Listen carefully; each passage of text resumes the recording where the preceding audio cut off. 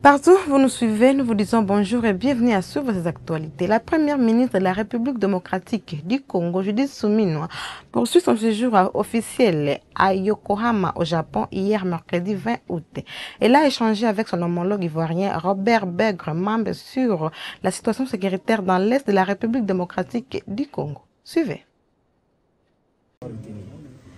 C'était important de pouvoir avoir cette rencontre avec Excellence Monsieur le Premier ministre de la Côte d'Ivoire, parce que ça nous a permis encore une fois de renforcer nos liens, les liens entre nos deux pays en échangeant.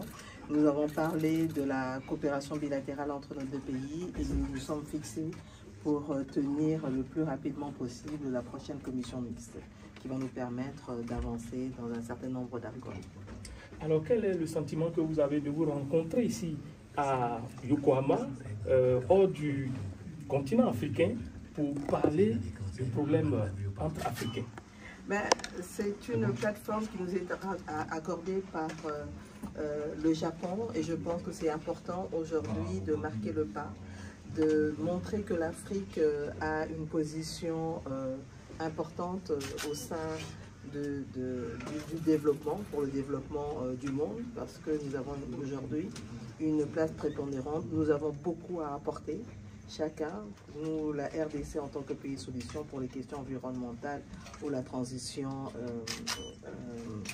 énergétique, mais la Côte d'Ivoire aussi, avec tout son potentiel au niveau de l'agriculture.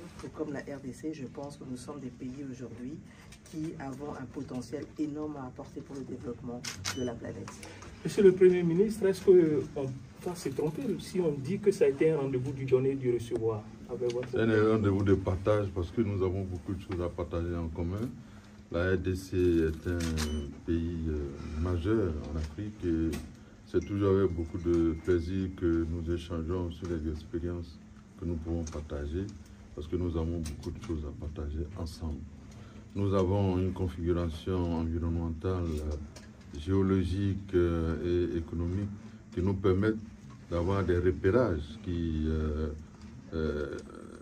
projettent notre développement dans un contexte d'échange fraternel. C'est pourquoi la mobilisation de la commission mixte entre la Côte d'Ivoire et la RDC sera un atout majeur dans les échanges que nous avons envisagés. Monsieur le Premier ministre, le thème du TICAD 9 est co-créer des solutions pour l'Afrique. Alors est-ce que l'on peut, au regard de ce que vous avez dit, nous attendre à ce que Côte d'Ivoire et RDC joignent leur expérience pour apporter à cette co-création des solutions communes? Mais il est de notre intérêt de le faire parce qu'il n'y a pas de développement sans la paix. Et ce que nous demandons pour tous nos pays africains, c'est la paix, la stabilité, pour avoir l'opportunité de nous projeter dans des perspectives beaucoup plus heureuses pour nos populations. Deuxième question, est-ce que nous pouvons compter sur la Côte d'Ivoire dans la recherche de la solution sécuritaire que traverse aujourd'hui la RDC? La Côte d'Ivoire, avec le président Lassane, est un pays qui est toujours aux côtés de la recherche de solutions pour apporter la paix et le développement dans tous nos pays africains. C'est pourquoi d'ailleurs, chez nous en Côte d'Ivoire, le président a encouragé la création de l'Académie de lutte contre le terrorisme, de sorte à ce que les pays africains soient dotés d'instruments humains et tactiques qui leur permettent d'affronter toutes les difficultés. Donc, ce que nous souhaitons pour tous les pays africains, c'est la paix et la stabilité. Et nous recherchons cela pour les pays amis comme la RDC et tous les pays qui sont voisins de la RDC. Merci, Excellence. Merci. Annie Touré, quelques miliciens de la SERP de Thomas Lubanga, basés à Pandoro, chefferie de Mambissa, territoire d'Indjougou, se sont rendus au FARDC mercredi 20 août 2025. Ils disent non au plan de balkanisation de la RDC. Suivez. Basi nadhani silaha hii unaleta hautajiuka tena nyuma tena kunini yao kutola yao tena. Asante. Tunakamata hii arme tunaletea komanda sekter. Hii mfano ye wale vijana wanaonesha ke hawapendi vita, wanataka salama, wanataka amani. Merci mkuu. Asante mon général. Tunashukuru sana. Merci. Au Lualaba, la gouverneure Marie-Thérèse Masuka Saini s'est rendue au village Wansela et Lualaba Mupanja dans le territoire de Muchacha où elle a tenu à exhorter les parents d'amener leurs enfants à l'école à quelques jours de la rentrée scolaire. La rentrée scolaire pointe à l'horizon. Au Lualaba, la gouverneure Fifi Masuka Saini s'élance déjà dans une vaste campagne de sensibilisation sur la scolarité des enfants dans les milieux ruraux. Première étape de sa tournée, c'est mardi 12 août, les villages Wansela, situés à plus ou moins 50 km de Kolwezi. Ici, l'autorité provinciale a eu droit à un accueil chaleureux des chefs traditionnels et de la population mobilisée depuis les premières heures. C'était l'occasion pour les chefs du village Wansela de remercier l'autorité provinciale Fifi Masuka Saini qui fait de l'éducation des enfants son cheval de bataille dans son quinquennat, surtout dans le Lualaba profond, tout en faisant une mention spéciale sur son conseiller en matière de l'éducation, Christian Kanimbu. S'adressant à la population, la chef de l'exécutif provincial a exhorté les parents à inscrire massivement leurs enfants à l'école pour leur garantir un avenir meilleur. L'autorité provinciale a par ailleurs annoncé la construction des nouvelles écoles et des centres hospitaliers dans ces coins du territoire des Muchacha pour appuyer la gratuité de l'enseignement et de la maternité prônée par les chefs de l'État, Félix Antoine Tshisekedi Tshilombo. Leo milikuia batoto kitoko. Juu tunapaswa kumiankuraje kupeleka batoto kumasomo. Iwe mambo kani beko nayo aina vile matatizo yote minaishikia. Nilipenda nifike sur place niangalie pamoja na ba ministre tunakuya nabo banashikia bananjika. Mumashiku kidogo mitatuma banze deja gaji ya masomo ile ya secondaire. Mitaweka ekipi nayo yanze kutumika mbio sana. Huku beko nayenga masomo, huku beko nayenga centre de santé. Tunapatana. Masomo ya primaire ni ya bule. Tunapatana. Jipende kushikia sema barilipisha.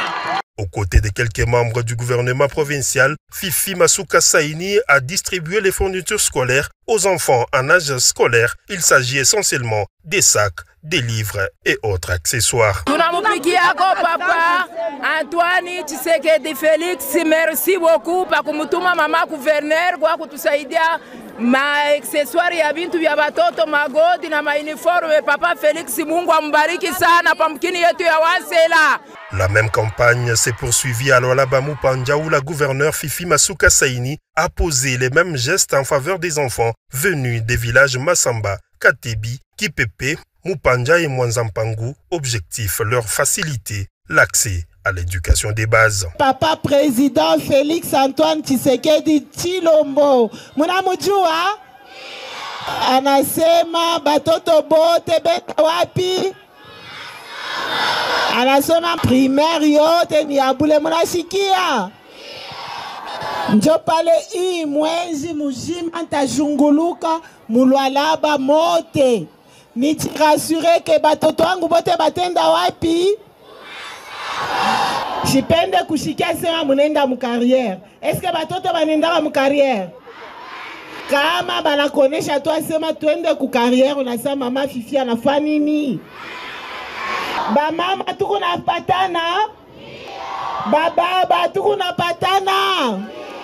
Cette campagne entamée par l'autorité provinciale Fifi Masuka Saini vise à réduire sensiblement les taux de déscolarisation des enfants, surtout dans les milieux ruraux.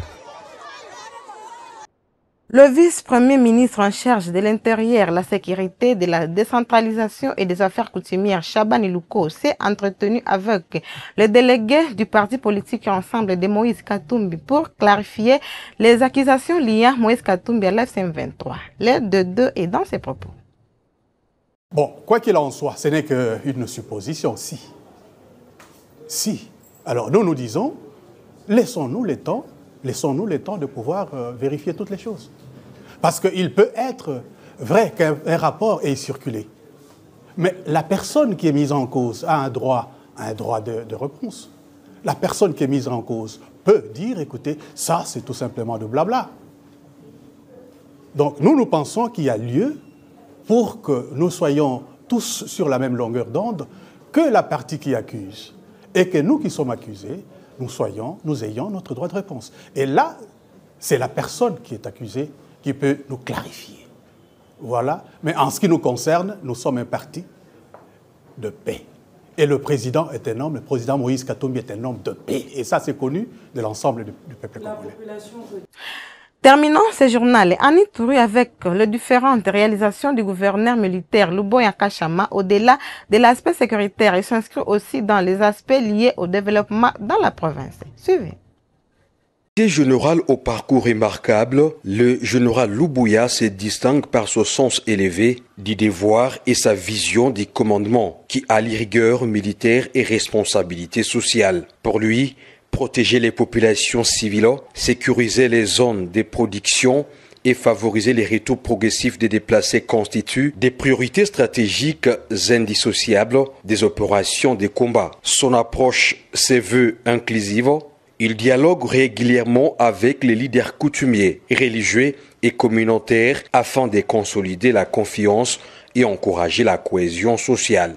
Sous son impulsion, les FARDC ont intensifié des opérations contre les forces négatives, sécurisé plusieurs axes routiers stratégiques, facilité l'acheminement de l'aide humanitaire, favorisé la réouverture d'écoles et des centres de santé dans des zones longtemps enclavées. Ces avancées traduisent une volonté ferme, faire de l'armée une situation au service des populations tout en accélérant la reconstruction de la province. Le rôle central joué par le général Luboya dans les processus de pacification lui vaut néanmoins d'être la cible des campagnes hostiles orchestrées notamment sur les réseaux sociaux. Ses détracteurs tentent de ternir son image par des allégations mensongères et des attaques. Ces manœuvres qui visent à discréditer son action et à s'aimer les doutes dans l'opinion s'inscrivent dans une logique de sabotage politique et social. Face à ces attaques,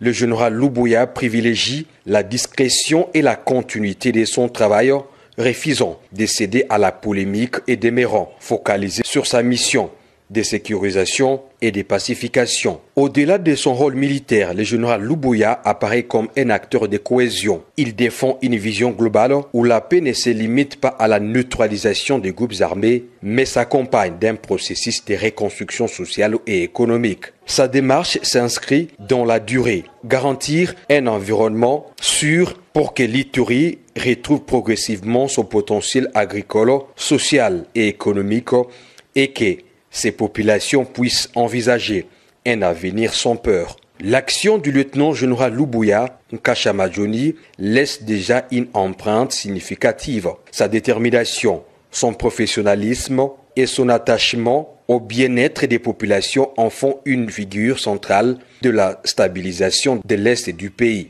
S'il est aujourd'hui l'objet des critiques et des manipulations hostiles, son œuvre de pacification demeure un héritage tangible et un symbole d'espoir pour l'Ituri. Cet élément que nous mettons face à ces actualités, merci de nous avoir suivis. Portez-vous bien.